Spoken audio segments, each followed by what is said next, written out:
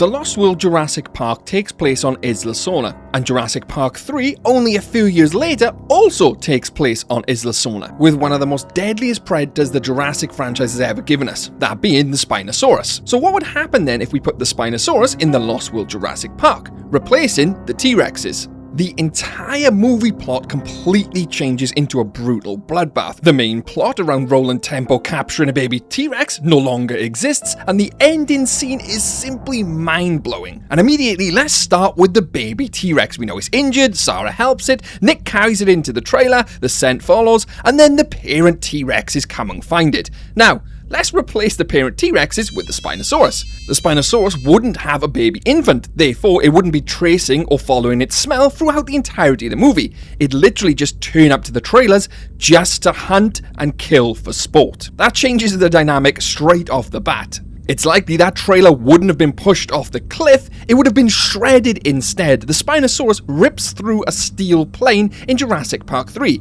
It'd have no problem ripping off the top of that trailer like a sardine can. And with no infant to rescue, it wouldn't care about anything inside. Thus, anyone inside that trailer, all our protagonists apart from Eddie, would likely be shredded to bits. But let's say somehow our protagonist managed to evade the Spinosaurus, and the Spinosaurus thinks it's pushed them off the edge like the T-Rexes and leaves them be. You see, Roland Tempo's entire purpose of that movie was him to capture a Rex. That's the only reason why he agreed to go on the island. He wanted to hunt a buck. Now, with the buck T-Rex gone, leaving the Spinosaurus, how would Roland Tempo even tackle taking down a Spinosaurus? You see, Roland's entire plan revolved around using the infant Rex to bait the adult Rex, luring it into a trap and capturing it alive, Roland being the hunter. Although in this story, the Spinosaurus is the one hunting Roland. You see, he will not be able to spring a trap on the Spinosaurus because there's no infant. Not to mention, it's super aggressive, highly unpredictable, no hunting pattern.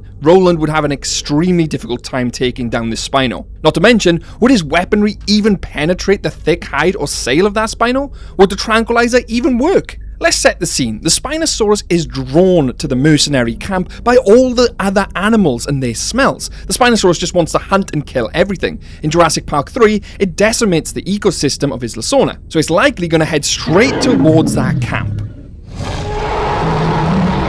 By the time you realise it, it's too late. The sail's already moving behind the trucks, cages, and then all panic sets in. It's likely Roland would survive the first attack. I mean, he would have to, right? And he would probably still think that that Spinosaurus could be taken down. We could likely theorise that his confidence in taking down any great predator would be his undoing. The Spino's aggression outmatches the Rex's territorial aggression, and when it charges at Roland Tempo, Roland could fire off a shot or two, the Spinosaurus would be unfazed just like the indominus Rex was when the AC unit attacked it, and gobbles up Roland alive. I mean, just look at what the Spinosaurus did to the mercenary crew in Jurassic Park 3. That's all you have to know. And look at the weapons they had. And this is where things get extremely interesting, because let's think about it now. The Spinosaurus is semi-aquatic, and one of the biggest plot holes in the Lost World Jurassic Park was that of the SS Venture, the ghost ship, remember? Now, we theorized on that throughout the channel, and the missing crew, and how it was supposed to be the Rex had come onto the deck, killed the rest of the crew, and then gone back below the deck. The only issue is, the damage on the ship doesn't match a Rex attack. But what if it was a Spinosaurus attack? Not only could the Spinosaurus swim alongside the ship, it could board the ship, cause the damage we see from the movie, take down some of the crew, before being eventually trapped below deck. You see, one of the main issues of the SS Venture was the T-Rex would have caused way more damage and destroyed the cab of the boat. We don't see this. But the Spinosaurus wouldn't have to destroy the cab of the boat to kill the person inside. It could use its arms or long snout, doing the damage for it, thus fixing the plot hole of the SS Venture. I mean, if you really wanted to, you could even say that the Spinosaurus was picking off the crew from the fog, moving back and forth the water from the deck and then back again. Now, one could say, how would you trap a Spinosaurus below? Well, how did the guys on the boat trap the T-Rex below? Let's just say they darted the shit out of him with tranquilizers, he was very stoned, fell asleep below deck, and someone who was barely surviving pushed that button to lock it below. We now have the Spinosaurus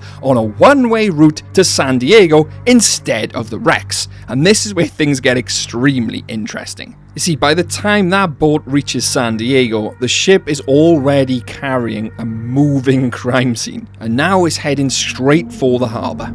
Just like the original scene, they board the boat. They'll notice the blood, the cargo hold, and then all of a sudden, it's not the Rex which breaks free, it's the Spinosaurus. You see, we all know in the original film, the buck T-Rex breaks into San Diego and turns the city into panic. You know, the people, the cars, etc. But imagine now we replace that with the Spinosaurus. The Spinosaurus behaves completely different to the Rex. Everything it sees is a moving target. The Rex just wanted to get some water, lay down, and that's basically it, find its infant. The Spinosaurus will have no infant, and it's a natural-born killer. It wants to kill everything, and it will likely hunt completely differently. You see, when the people go to the boat, they'll notice something different. The Spinosaurus isn't below the deck, it's already left, and it's left via the water. They find a line of blood across wet concrete leading back into the water. The Spinosaurus is loose on San Diego, but not like the T-Rex, roaring and running around the streets at first. The Spinosaurus is ambushing people left and right from the water's edge across the city's coastline. The authorities won't even be able to keep track of it. The ending will be anything but clean. In the original Lost World, we obviously had the Rex return to the boat and be reunited with his infant. The Spinosaurus won't even have an infant to be reunited with. Eventually, when the Spinosaurus decides to break onto land, everyone and everything will be a target. Cars, buses, people, a literal moving buffet. But the Spinosaurus probably won't even eat them. Will just kill and attack anything in sight, very much like the Indominus. In the original, we barely see any deaths in San Diego. In fact, I think we only see a dog. The Spinosaurus would create a bloodbath. I would hate to think the number of deaths involved. That kid inside the house, gone. The Spinosaurus would likely reach through the window, grab it out. The mother and parent, also gone. And the problems don't stop there. How would you then lure it back to the boat? I mean, why would it want to go back to the boat? It has all the fun, food, and entertainment it wants on land. Ian and Sarah would have a very difficult time luring that Spino back to the boat to head it back to Isla Sorna. They would either A, have to get the military involved with tanks and see if that would work, or somehow load it with super tanks and transport it via helicopter back to the island. But I know there's probably one question you've probably been asking throughout this entire thing. At the very start, I mentioned that the Lost World Jurassic Park and Jurassic Park 3 was set on the same island, Isla Sorna, and only a few years apart. So how come during the Lost World Jurassic Park, they never run into the Spinosaurus? You see, the Lost World Jurassic Park is set in 1997 and Jurassic Park 3 is set in 2001, 4 years apart. So where was the Spinosaurus? And I'm just going to quickly cover this off because I know a lot of people are going to want to know this answer. You see, a lot of people believe that the two movies were set on different parts of the island. I mean, they literally look completely different in scenes. And the fact that the island's absolutely massive. In the Lost World Jurassic Park, we see the worker village, etc. And in Jurassic Park 3, we see the aviary and rivers. You get the picture. So many people believe they were just simply set on different parts of the island, never to see each other. Well, that's incorrect.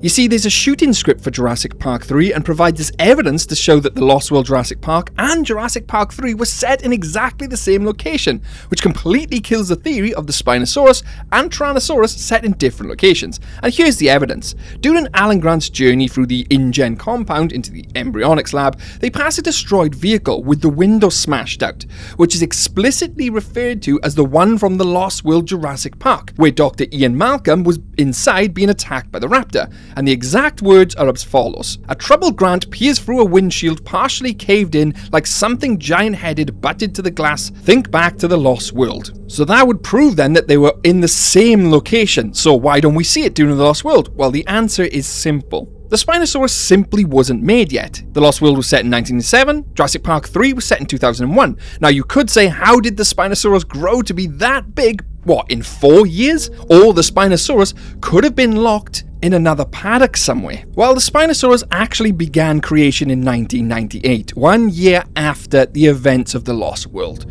So that right there tells us the Spinosaurus simply wasn't around.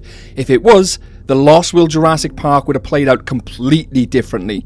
Kind of like we just talked about now. It'd be a completely different movie, a bloodbath, if you will. And the plot would completely change. There'd be no T-Rexes reunited in the cargo hold, no reunion at the end of the Lost World where we see the family back together on the island. It'd just be a Spinosaurus causing absolute chaos in San Diego. How do you think they would have got that Spinosaurus back to Site B? I'd love to know your thoughts in the comment section below. And if you've watched it this far, don't forget to hit like and subscribe for plenty more content. And if you want more on the Spinosaurus, I highly recommend watching this video here, which is what really injured Cooper in Jurassic Park 3. I'm positive you'd enjoy it. Massive thanks to the InGen research team who are on screen now: DVM Wannabe 1018, Awesome Battles, Fallen Zuria, Coco Goat Legend, Eric Wolfman, and our Jurassic CEOs Joseph Frost's Ghost and Call of Duty Chocolate. And if you came across the Spinosaurus in San Diego, could your day get any worse?